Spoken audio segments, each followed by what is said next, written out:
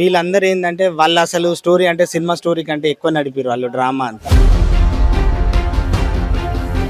October 20 నాడు అమ్మాయికి ఏంటంటే మా పెద్దనాన్న ఒక సంబంధం చూసిండు. వీళ్ళు ఏం ప్లాన్ చేసుకున్నారు, ఆ ఇల్లు నాకైతుంది, ఆ రవి వీళ్ళిద్దరికి ఏమైనా అఫేర్ ఉందో. మార్నింగ్ అంటే మా పెద్దనాన్న డ్యూటీ పోయిన తర్వాత బయటికి పోయి సాయంత్రం వరకు ఇంటికి రాకుండా ఆమె సిమ్ తీసుకొని మా చెల్లెకి ఇచ్చి మొత్తం ఏంటంటే మా చెల్లె పారిపోయింది, వేరే వాళ్ళతో లేచిపోయిందని చెప్పేసి అలా చేయాలి ఈ స్టోరీ అంతా చంపేసి. హాయ్ హలో నమస్తే, వెల్కమ్ టు S63 ఎంటర్టైన్మెంట్స్. నేను మీ అలంకృత. మీ అందరికీ తెలుసు కదా ఈ విషయం. ఒక స్టెప్ మదర్, ఒక సవితి తల్లి ఆస్తి కోసం ఒక కూతుర్ని ఏమంటారు పాతి పెట్టేసింది. లిటరలీ చంపేసి డెడ్ బాడీని ఎక్కడికో తీసుకెళ్లి పాతి పెట్టేసింది. ఇప్పుడు మనం పడమటి తండాకైతే వచ్చాం వాళ్ళ ఫ్యామిలీ మెంబర్స్ అందరి దగ్గరికి. నమస్తే అండి, మా చెల్లెలు మా దగ్గరనే చదువుకున్నది. 12th వరకు మేమే అంటే మాతో పాటు కాలేజ్లో కానీ స్కూల్లో కానీ మేమే అంటే ఇక్కడనే అంటే వాళ్ళు మా పెద్దనాన్నకి మా పెద్దమ్మకి 2008లో డివోర్స్ అయ్యింది. అంటే 2004 నుంచి వెళ్ళి వాళ్ళకు మ్యూచువల్గా సపరేట్ అయినందుకు వాళ్ళు డివోర్స్లో ఉన్నారు. మా పెద్దనాన్నకు ఫస్ట్ భార్యకి ఒక బాబు ఒక పాప. ఫస్ట్ ఏమో పాప, ఆమెనే మహేశ్వరి. ఏంటంటే యాజ్ పర్ కోర్ట్ అగ్రిమెంట్ పాప ఏమో మా పెద్దనాన్న సైడు, బాబేమో ఆమెకు అంటే మా పెద్దనాన్న జాబ్ నుంచి వెళ్ళి ఆమెకు నెలకు 4,000 ఆమెకు అంటే ప్రజెంట్ ఫస్ట్ వైఫ్కి తీర్మానం చేసేది కాబట్టి ఆమెకు 4,000 అంటే ఆమె అంటే ఫర్ లివింగ్ అంటే మెయింటెనెన్స్కి ఒక 4,000 అట్లా కోర్టు తీర్పు ప్రకారంగా నడుస్తుంది. ఏంటంటే ఇక పిల్లల అంటే పాప అంటే ఇక పాప పెద్దగా అయిందంటే ఇక ఏదో ఇక పెద్దలు అనుకొని అంటే ఒక్కళ్ళకే ఇబ్బంది అవుతుంది, ఏమైనా తోడు ఒకళ్ళు కావాలని చెప్పేసి అంటే ఇక్కడ వెలిసెల దగ్గర ఆమెది లలిత అని, ఆమెది ధరావతి లలిత ఆమెను అక్కడ చూసి ఒక సంబంధం చేసుకోగా ఆమెకు ఒక పాప, ఇప్పుడు ఆమె 10th కూడా అయిపోయింది, 14 years ఉంటుంది ఆమెకి. ఏంటంటే ఆమెకు ఏం ఆశ కలిగిందో ఏమో కానీ అన్యాయంగా అయితే మా చెల్లెల్ని చంపేసిందండి. ఆమెకు అంటే మామూలుగా వేరే వాళ్ళు సపోర్ట్ చేసిలా, వాళ్ళ సొంత మేనమామ కొడుకట, మాకు ఇంతవరకు ఇన్ఫర్మేషన్ ఏం లేదు. ఆమె అంటే మామూలుగా మాకు యాజ్ పర్ కేస్ ఇన్ఫర్మేషన్ ప్రకారమే మేము మీకు చెబుతున్నాం. యాజ్ పర్ సిఐ గారు ఎస్ఐ గారు మాతో డిస్కస్ చేసింది ఏంటంటే ఆమె ఏం చేసిందంటే మా చెల్లెలకి అంటే నిన్న పోస్ట్ మార్టం కూడా అక్కడ వాళ్ళు నిర్వహించారు. ఎక్కడంటే శాలిగౌరారం పిఎస్ కింద వస్తుంది, అది నల్గొండ డిస్టిక్కి. అయితే వాళ్ళు ఏం చేశారంటే ఆమెను ఫస్ట్ మెడకు ఉరి చేసిళ్ళండి. ఇటో తాడు ఇటో అంటే మామూలుగా చున్ను ఉంటుంది కదా, దాంతో ఇద్దరు పట్టుకొని లాగేసిర్రు ఆమెను. ఫస్ట్ ఇద్దరు బట్టి లాగేసి తర్వాత టవల్తో మొత్తం గట్టిగా బిగేసి తర్వాత మళ్ళీ ఫస్ట్ చున్నీ తర్వాత టవలు మళ్ళీ తర్వాత పైనుంచేలేమో ఒక కవర్ కప్పేసి మొత్తం ఆమెను ఫుల్ ప్యాక్గా చేసిరు. హెడ్ మొత్తం ఫుల్ ప్యాక్ చేసి ఆమె ఒక బ్యాగ్ కొనుక్కొచ్చిందట. గోనె సంచి అంటే గోనె సంచిలో పెట్టి మళ్ళీ మన లగేజ్ బ్యాగ్ ట్రావెల్ బ్యాగ్ ఉంటుంది కదా, ఆ బ్యాగ్లో ఆమెను మొత్తం అంటే పార్సల్ చేసిరు వాళ్ళు. మొత్తం దగ్గర చేసి మొత్తం మూట కట్టినట్టు పెట్టిర్రు. దాన్ని మూటకు మళ్ళా మనకు ఒక వైర్ లాంటి వస్తువుతోని మొత్తం ప్యాక్ చేసి గట్టిగా ఆ బ్యాగ్ కట్టేసి ఇద్దరు రవి అనే వాళ్ళ మేనమామ కొడుకు రవి, బానోతు వీరన్న, ఆయనకు సహకరించింది బానోతు వీరన్న. వీళ్ళందరూ ఏంటంటే వాళ్ళు అసలు స్టోరీ అంటే సినిమా స్టోరీ కంటే ఎక్కువ నడిపారు వాళ్ళు డ్రామా అంతా. 4 నెలల నుంచి వెళ్ళి December 7న మా చెల్లెలు మిస్ అయితే మీరు ఏమనుకున్నారు? అప్పుడు మిస్ అయిపోయింది, 4 నెలలు అయిన తర్వాత ఇది బయటపడ్డది కదా, మీరేమనుకున్నారు? అయితే యాక్చువల్గా ఏంటంటే మా పెద్దనాన్న మిస్సింగ్ కేసు కదా, పోలీస్ స్టేషన్ వరకు వెళ్దాం అనుకున్నారు. మా పెద్దనాన్న పోలీస్ స్టేషన్ వరకు వెళ్దాం అనుకుంటే ఆమె రోజుకో కథ. అంటే మామూలుగా మనకు అంటే October 20 నాడు అమ్మాయికి ఏంటంటే మా పెద్దనాన్న ఒక సంబంధం చూసిండు. అంటే వాళ్ళ యూనివర్సిటీలో మా పెద్దనాన్న లైబ్రేరియన్గా పనిచేస్తాడు. ఓయూ అంటే యూనివర్సిటీ ఇంజనీరింగ్ కాలేజీలో లైబ్రేరియన్గా పనిచేస్తారు ఉస్మానియాలో. దాని ప్రకారంగా ఆయన అక్కడే ఆ కాలేజీలోనే ఒక కంప్యూటర్ సైన్స్ అబ్బాయిని PhD చేస్తుంది. ఆయనను చూసి అంటే పెళ్లి సంబంధం ఖాయం చేద్దామని చెప్పేసి అంతా అయిపోయింది. అమ్మాయి కూడా అబ్బాయితోని అంటే నీకు ఈ పెళ్లి ఇష్టమా అంటే నాకు ఇష్టమే అని చెప్పిండు. చెప్పింది అమ్మాయి. చెప్పిన తర్వాత అమ్మాయితోని అంటే మామూలుగా ఇక ఎట్లాగో పెళ్ళి ఖాయమైంది కదా, అబ్బాయితోని ఇక మాట్లాడు పరిచయాలు ఇట్లా అట్లా పెంచుకోమని చెప్పేసి మా పెద్దనాన్నే అబ్బాయి నెంబర్ మా చెల్లెకి ఇస్తే మా చెల్లెమో మాట్లాడడం మొదలుపెట్టింది. దాని తర్వాత ఎందుకంటే ఈమెకి ఏంటంటే ఇక ఏమైనా మా పెద్దనాన్న ఆల్రెడీ ముందే పెళ్ళైపోయి డివర్స్ అయింది కదా. లేదు లేదు అసలు అవన్నీ అసలు అమ్మాయికి అసలు పెళ్ళే కాలేదు, అవి పెళ్లి కాలేదు. జస్ట్ ఇప్పుడే ఏంటంటే పెళ్లి చేద్దామనే లోపు అవంతా ఫేక్ ప్రచారం. అమ్మాయికి అసలు ఫస్ట్ పెళ్ళే కాలే. ఫస్ట్ సంబంధమే ఒక మా పెద్దనాన్న మొత్తం ఆమెకు అంటే మామూలుగా మంచిగా ఒక ఇల్లు ఆయన అంటే మా పెద్దనాన్న జాబర్ కాబట్టి ఆయన ఒక హౌసింగ్ లోన్ అవి తీసుకొని ఆయన సొంత కష్టాలతోని సొంతంగా కూతురికి కానుగ్గా ఇంతో బంగారము అట్లా చేసి ఇద్దామని చెప్పేసి ఇద్దామనుకుంటే అక్కడి నుంచి వెళ్ళి ఇక ఆమె స్కెచ్ ఇంప్లిమెంట్ చేసింది. అక్కడి నుంచి ఆమె స్కెచ్ ఇంప్లిమెంట్ చేసింది. ఎందుకంటే మొత్తం ఆస్తి అంతా ఆయనే ఇప్పుడు రవి అనేట ఆయనకి ఏంటంటే ఆల్రెడీ వాళ్ళు సపరేట్ అయ్యారట, కోర్టులో వాళ్ళ కేసు ఏదని చెప్పేసి వాళ్ళకు కూడా యాజ్ ఆన్ నిన్ననే విడాకులు అయిపోయినాయి వాళ్ళకి. దాని ద్వారా వీళ్ళు ఏం ప్లాన్ చేసుకున్నారు, ఆ ఇల్లు నాకైతుంది, ఆ రవి వీళ్ళిద్దరికి ఏమైనా అఫేర్ ఉందో లేదో మాకు తెలియదు, దానికోసం వీళ్ళు చంపిర్రు అనేది తెలియదు. ఆమెను అయితే వెంట పెట్టుకొని ఆమెతో కాల్స్ మాట్లాడు, ఆయనతో కాల్స్ మాట్లాడు. మార్నింగ్ అంటే మా పెద్దనాన్న డ్యూటీ పోయిన తర్వాత బయటికి పోయి సాయంత్రం వరకు ఇంటికి రాకుండా మా పెద్దనాన్న కూడా బాగా టార్చర్ చేసేది.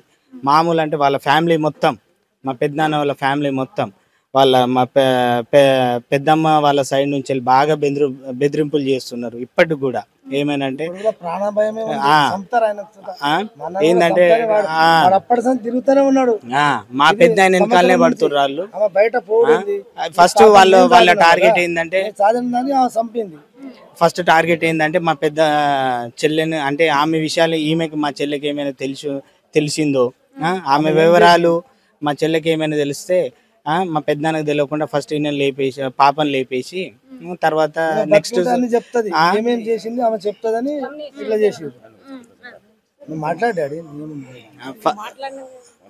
మా చెల్లెని అంటే ఆమె విషయాలు ఈమెం చేసిందో, మా చెల్లెకి ఒక 35,000 జీతం వస్తుంది, ఆ పైసలన్నీ వృధాగా ఖర్చు చేసింది మొత్తం. ఆ రవి అయినటువంటి వాళ్ళిద్దరి మధ్యలో ఏ రిలేషన్ ఉందో మాకు తెలియదు. మా పెద్దమ్మకు రవికే. మా చెల్లెకి అసలు ఎలాంటి ఏం చెయ్యదు, ఇంట్లో house wife. BSc nursing complete అయింది. నిమ్స్ లో కాంట్రాక్టెడ్ బేసిస్ లో నర్స్ ఆఫీసర్ గా పనిచేస్తుంది ఆమె. ఆ విధంగా ఆమెకు ఒక మంత్లీ 35,000 వస్తే వాడిందంతా ఇంట్లో వాళ్ళు మా చెల్లె ఫోనే వాడింది మొత్తం మా పెద్దమ్మ.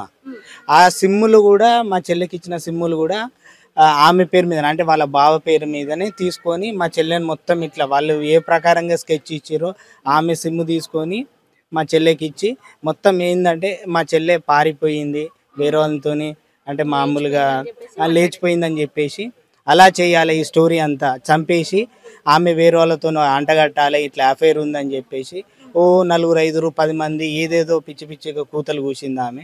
అవన్నీ ఫేక్ అని నిన్న పోలీసు వాళ్ళు కూడా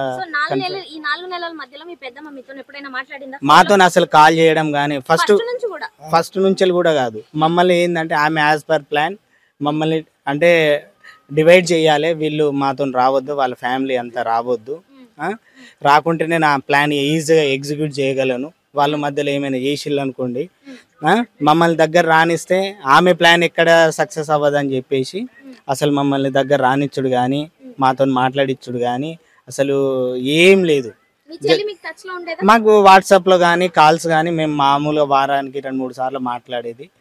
అంత అలా అంటే ఇప్పుడు జనరల్గా అంటే ఆమె అంటే మామూలుగా ఫస్ట్ మదర్ కూతురు కదా, ఇక ఇవన్నీ మళ్ళీ మా డాడీకి సెకండ్ పెళ్ళి అయింది, ఇవన్నీ మళ్ళీ మా ఫ్యామిలీ ఇవన్నీ చెప్పేసి ఆమెకు తెలిసినా కానీ నోరిప్పలేకపోయింది. ఇటు మా నాన్న ఏమైనా సఫర్ అవుతారా అని చెప్పేసి అన్నీ తెలిసి కూడా ఆమె బాధకుండా ఆమె అయితే మొత్తం గోస చేసి ఆమెను ఎంత చిత్రహింసలు పెట్టిరో మాకు తెలియదు, అసలు ఆమెను ఏం అఘాయిత్యం కూడా చేసిరో మాకు తెలియదు. కానీ అన్యాయంగా అంటే అతి దారుణంగా వాళ్ళు అసలు వాళ్ళకి ఎట్లా మనసు వచ్చింది అనేది కూడా మాకు అర్థం కాకుండా అసలు మొన్న April 2nd మా పెద్దనాన్న ఎఫ్ఐఆర్ ఫైల్ చేస్తే 3rd నుంచి మేము ఫాలోఅప్ చేసినాం. ఫాలోఅప్ చేస్తే నిన్న మాకు April 10th మాకు పలానా విషయం ఇదని చెప్పేసి నిన్న తెలిసిందండి. సో ఇప్పుడు అంటే 4 నెలలు అయిపోయింది కదా, అక్కడ నిన్న శవాన్ని ఎక్కడైతే పాతి పెట్టినారో ఓకే. అక్కడ నుంచి తీసినప్పుడు మీరున్నారు అక్కడ? ఉన్నా అండి. ఎట్లా ఏ విధంగా శవం అయింది ఏంటి అసలు ఎట్లుంది అక్కడ సిచ్యువేషన్ ఏంటి? ఎవరు చెప్పారు అక్కడ ఉందని? ఎవరు బయటికి తీశారు? వాళ్ళే రవి అనేటైనా వీళ్ళిద్దరు అంటే మామూలుగా పోలీసు వాళ్ళు కౌన్సిలింగ్ ఇచ్చి వాళ్ళ డాటా ఆధారంగా పోలీసు వాళ్ళు వాళ్ళని చేజ్ చేసి పట్టుకుని వాళ్ళ లెవెల్లో ఇన్వెస్టిగేషన్ ఆర్ ఎంక్వైరీ చేస్తే వాళ్ళే ఒప్పుకున్నారు, మేమే చేసినాం ఇట్లా చేసినాం అని చెప్పేసి వాళ్ళే ఒప్పుకున్నారు. ఓకే. వాళ్ళు ఎంతమంది ఉన్నారు? ముగ్గురు అండి. ముగ్గురు. ఎవరెవరండి వాళ్ళు? లలిత ఫస్ట్, తర్వాత రవి. వీళ్ళిద్దరు మెయిన్. అమ్మాయిని చంపింది మాత్రం వీళ్ళిద్దరు. వాళ్ళకు కార్ ప్రొవైడ్ చేసింది. అంటే ఆయనకి ఇన్ఫర్మేషన్ తెలుసు, ఆయన మా ఇంటి అక్కడ గేట్ బయటనే ఉండి అలా ఆమెను అంటే పార్సల్ చేసింది మాత్రం వీళ్ళు రవిను భానోత్ వీరన్న వీళ్ళిద్దరు చేశారు.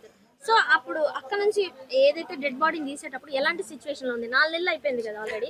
4 నెలలు అయిందండి. ఆమె ఏంటంటే మొత్తం అది డైవర్ట్ చేయాలని చెప్పేసి 4 నెలల నుంచి మా పెద్దనాన్న కూడా కంప్లైంట్ చేయకుండా మనం ఏంటంటే పరువు పోతుంది, ఎందుకు చేయాలి, మనమే సాల్వ్ చేద్దాం, నేను కేసులో ఇన్వాల్వ్ అయితే వీళ్ళు ఎందుకు వస్తారు, నేను అంటే మా పెద్దనాన్న కొడుకును కదా, వీళ్ళు ఎందుకు వస్తారు, వాళ్ళకి మనకేం సంబంధం అని చెప్పేసి మా పెద్దనాన్న టార్చర్ చేసుడు. మేము ఫోన్ చేస్తే మా పెద్దనాన్న ఫోన్ ఆటో కాల్ రికార్డ్ పెట్టి ఆయనకు తెలియకుండా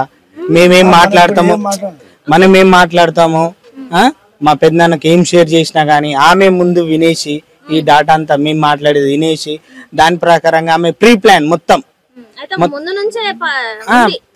మొత్తం ఏదైనా ప్రీ ప్లాన్ ప్రకారంగానే ఆమె ప్లాన్ ఎగ్జిక్యూట్ చేస్తుంది మొత్తం. ఇక మాకు రీసెంట్ గా యాజ్ పర్ ఇన్ఫర్మేషన్ ఏంటంటే ఆమె ఇప్పుడు ఈ మహేశ్వరి చనిపోయింది కదా, ఈ నెలలనే మా పెద్దనాన్నను కూడా ఏదో ఒకటి ఖతం చేసి ఈయన ఎఫ్ఐఆర్ ఫైల్ చేయకపోతే ఈయనను కూడా ఖతం చేసి ఆయన వాళ్ళ మేనమామ కొడుకు రవితోని నిన్ననే వాళ్ళకు డివోర్స్ అయిపోయింది. అంటే వాళ్ళ భార్యతో ఆయనకు కూడా 2 పాపలట, మాకు అంటే ఇన్ఫర్మేషన్ తెలిసింది. డివోర్స్ అయిపోయి వాళ్ళు జమ్మూ కాశ్మీర్కి టికెట్లు బుక్ చేసుకున్నారట వెళ్ళిపోదామని చెప్పేసి. ఈ పాప మా పెద్దమ్మ ఇద్దరు జమ్మూ కాశ్మీర్. అయితే మా చెల్లె మెడలో ఒక చైన్ ఉండే, అది కూడా ఏం చేసిర్రో కూడా మాకు తెలియదు. మొత్తం ఎట్లా అంటే అసలు వాళ్ళు ఎగ్జిక్యూట్ అంటే అసలు చెప్పకుండా మళ్ళీ ఆయన పేరు రవి అనేటైనే మా చెల్లెకి సిమ్ ఇచ్చిండని చెప్పేసి వాట్సాప్లో ఫోన్పేలో కిస్సింగ్ సింబల్ పెట్టి రవి అనే చెల్లికి కాదు మా పెద్దమ్మకి పెట్టిండు. కానీ మా చెల్లి ఏంటంటే మా చెల్లి మీద ఈమె మొత్తం డైవర్షన్. మా పెద్దన్న మొత్తం మైండ్ రిఫ్రెష్ చేసుడు, నీ కూతురు ఇట్లా చేస్తుంది అని చెప్పేసి మా పెద్దన్న ఫోర్స్ చేసి ఆమె నిమ్స్ హాస్టల్లో ఉండే అక్కడి నుంచి బలవంతంగా ఆమె జాబ్ మానిపించి ఇంటికి తీసుకొచ్చి ఇక సెప్టెంబర్ వరకు చేసిందండి. నిమ్స్ లో ఇక అక్టోబర్ లో ఇట్లా పెళ్లి సంబంధం ఖాయం చేసి ఆమెకు డిసెంబర్ లోనే పెళ్లి చేద్దాం అనుకున్నాం. డిసెంబర్ లో ఇప్పుడు నెక్స్ట్ మంచి ముహూర్తాలు వస్తున్నాయి కదా, ఇక మొత్తం లేట్ అవుతుందని చెప్పేసి ఫస్ట్ మా చెల్లెల్ని ఖతం చేసి తర్వాత మా పెద్దనాన్నకి ఏదో విధంగా కూతురు పోయిందని అట్లా ఇక ఆత్మహత్య చేసుకున్నాడా లేకుండా ఆమె ఏ విధంగా ఎగ్జిక్యూట్ చేయాలనుకుందో మాత్రం పక్కాగా ఎగ్జిక్యూట్ చేయాలనుకున్నది. అంటే బెదిరించుడు, మా పెద్దనాన్నకి నీకు ఏమున్నాయి ఆస్తులు, నువ్వు ఇంట్లో పైసలు ఇవ్వవు, మొత్తం ఆయనకు అగేన్స్ట్గా అన్నీ ఆమె ఏమేమి క్రియేట్ చేసిందో అన్నీ అంటే పక్కా. ఇక మనం సినిమాల్లో కూడా ఇలాంటి సిచ్యువేషన్లు స్టోరీలు రాయారు, కానీ ఆమె అయితే దారుణమైన స్టోరీ ప్రీ ప్లాన్డ్గా అన్నీ ప్లాన్ చేసి ఇక ఆమె అసలు మొన్న కూడా ఎంత కౌన్సిలింగ్ ఇచ్చినా మేము కన్సర్న్ ఏమైనా ఉంటే తప్పు ఒప్పుకోండి అని చెప్పినా కూడా మమ్మల్ని రివర్స్గా తిట్టుడు, ఇష్టం వచ్చినట్టు మాట్లాడు, ఆమె చెప్పులతో కొట్టుడు, ఆమె పోలీస్ స్టేషన్ లో చెప్పులతో మా మీద చెప్పులు వేసుడు అన్ని చేసింది ఆమె. తీరా ఇక దేవుడు ఉన్నాడు, యాజ్ పర్ దేవుని సాక్షిగా నిజంగా మా చెల్లె అయితే లాస్ట్ గా బతుకుందని అనుకున్నాం, అట్లనే మేము ఫాలోఅప్ లో ఉన్నాం. కానీ లాస్ట్ చివరికి అయితే వాళ్ళు ఇక మేము అట్లా ఎక్స్పెక్ట్ చేయలేదు, అంత దారుణంగా అసలు చంపాల్సిన అవసరం ఏముంది, వాళ్ళకి ఏం లాభం వచ్చింది ఇప్పుడు చంపేసిళ్ళు. మొత్తం ఏంటంటే మొత్తం అవునండి, ఎందుకంటే మా పెద్ద కొన్ని మా టవల్స్ ఆమె డ్రెస్ అవి కొంచెం మాకు ఐడియా ఉండే, ఆ, ఆ, మొత్తం చీకిపోలేదా ఇంకా? మొత్తం అసలు ఇట్లా అంటే ఫోల్డ్ చేసేసి రామిని మొత్తం మెడకు ఉంటది కదా, చేయికి ఇట్లా పెట్టేసి బస్తతోని అందులో వేసేసిర్రు. అందువల్ల కుళ్ళిపోలేదు ఏంటి ఇంకా? కూలిపోలేదు, సంచిలో పెట్టేసి కాళ్ళు దగ్గర చేసి మొత్తం మూడు ఒక దగ్గర చేసి అట్లుందండి. ఓకే. ఉమ్. ఇప్పుడు మీ పెద్దనాన్న గారు ఏమంటున్నారు అంటే ఎట్లా ఉంది ఆయన సిచ్యుయేషన్ ఏంటి, ఆయన ఎలా హ్యాండిల్ చేయగలుగుతున్నారు దీన్ని? హ్యాండిల్ ఏం లేదు, కూతుర్ని చంపేసిన తర్వాత ఎవరైనా ఉంటే ఏంటంటే తప్పు చేసిన వాళ్ళకి మాత్రం కఠినంగా శిక్షించాలి. మీ ద్వారా పోలీస్ వాళ్ళకి కానీ అంటే కోర్టుకు కానీ ఏంటంటే తప్పు చేసిన వాళ్ళకు కూడా మీరు కూడా సహకరించాలి, శిక్ష పడేటట్టు చేయాలని. ఇంకోటి ఎవరు చేయవద్దు అట్లాంటి పనులు. ఇవాళ